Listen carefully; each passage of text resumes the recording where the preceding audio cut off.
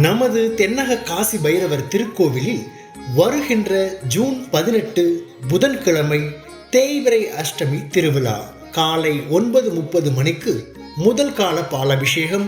அதனைத் தொடர்ந்து பகல் 12 மணி அளவில் தங்க கவச அலங்காரத்தில் மகா தீபாராதனை நிகழ்வுகள் நடைபெறும்.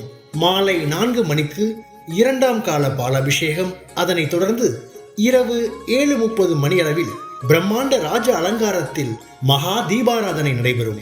பைரவருக்கு உகந்த திதியான தேய்பிறை அஷ்டமியில் உங்கள் கைகளால் பைரவருக்கு பாலாபிஷேகம் செய்வதால் வாழ்வில் தடைகள் அகன்று காரிய சித்தி ஆகும் என்பது ஐதீகமாகும்.